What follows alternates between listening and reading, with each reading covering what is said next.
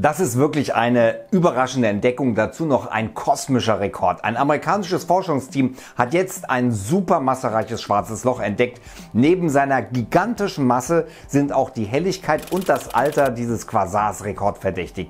Es ist wohl mehr als 13 Milliarden Jahre alt. Wie das Forschungsteam dem Massemonster auf die Schliche gekommen ist, welche mysteriösen Rätsel es uns aufgibt und was diese Entdeckung über die Entstehung unseres Universums verrät, jetzt in Klicks from Science & Fiction. Herzlich willkommen.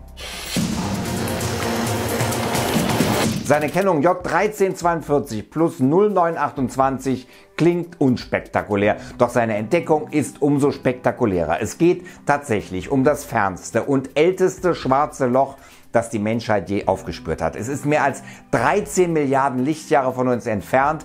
Das Licht war also tatsächlich 13 Milliarden Jahre unterwegs, bis es die Erde erreicht hat. Als das Massemonster also seine Strahlung aussandte, war das Universum wohl so gerade einmal 690 Millionen Jahre jung. Das entspricht etwa 5% des heutigen Alters. Entdeckt wurde das rekordschwarze Loch von einem amerikanischen Forschungsteam, das in Chile nach Quasaren gesucht hatte. Wir haben ja schon öfter einmal darüber berichtet, Quasare sind quasi die Kerne weit entfernter aktiver Galaxien, die ein gigantisches schwarzes Loch in ihrem Zentrum haben. Sie zählen zu den hellsten Objekten im Kosmos, was bedeutet, dass sie über Milliarden Lichtjahre hinweg sichtbar sind. Trotzdem gestaltet sich die Suche nach ihnen als sehr kompliziert. Bislang sind nur rund 100 Quasare bekannt, die älter als 12 Milliarden Jahre sind. Quasare lassen sich nicht durch die Aufnahme optischer Teleskope entdecken, sondern durch Infrarotteleskope.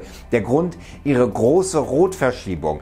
Die Spektralanalyse des neu entdeckten Quasars ergab eine Rotverschiebung von 7,54.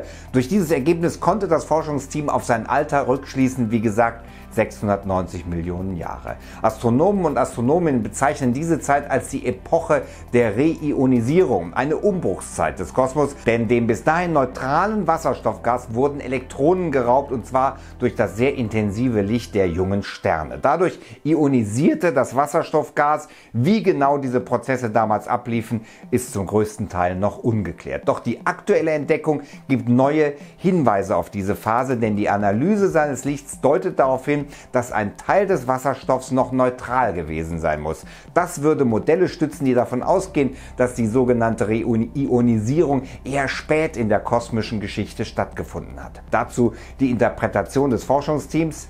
Die Tatsache, dass beide bisher bekannten Quasare mit einer Rotverschiebung Z größer 7 Hinweise auf neutralen Wasserstoff zeigen, bestätigt, dass wir mit unseren Beobachtungen bis in die Epoche der Reionisierung vorgedrungen sind. Doch der Massegigant ist noch in weiterer Hinsicht außergewöhnlich. Nach den Berechnungen des Astronomieteams setzt der Quasar rund 40 Billionen Mal so viel Energie frei wie die Sonne, und zwar pro Sekunde. Die Analyse des amerikanischen Forschungsteams ergab aber nicht nur, dass es nicht nur sehr hell, sondern auch sehr massereich ist. Genauer soll es rund, Achtung, 800 Millionen Sonnenmassen umfassen. Unfassbar, wenn man das beispielsweise mit dem schwarzen Loch im Zentrum der Milchstraße, also unserer Galaxie, vergleicht. Das hat nämlich nur knapp 4 Millionen Sonnenmassen.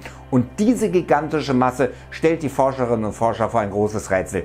Denn mit unserem bisherigen Wissen lässt sich nicht erklären, wie das damals noch so junge Universum ein solch massereiches schwarzes Loch produzieren konnte. Die Berechnungen könnten also darauf hinweisen, dass frühe schwarze Löcher doch schneller wuchsen als bislang gedacht. Doch das ist nur eine Vermutung. Die Entstehung solcher massereicher schwarzen Löcher ist und bleibt wohl erst einmal eines der größten Rätsel der Astrophysik. Doch trotzdem haben schon die ersten Analysen des Quasars super spannende Informationen über die frühe Zeit des Kosmos geliefert. Das Ziel der Forscherinnen und Forscher ist es jetzt, weitere außergewöhnliche Quasare zu entdecken. Dies könnte zukünftig mit sensibleren Instrumenten als bisher noch einfacher geschehen. Wenn ihr kein Video zu schwarzen Löchern, und da gibt es immer wieder welche, und auch zu allen anderen Themen verpassen wollt, dann drückt mir hier ein Abo aufs Auge und vergesst nicht genau auf die Glocke, nur dann verpasst ihr kein Video. Hier geht es weiter mit, dafür draufklicken, dunkle Materie, Rätsel gelöst, spielen schwarze Löcher eine Rolle. Eine sehr, sehr spannende These.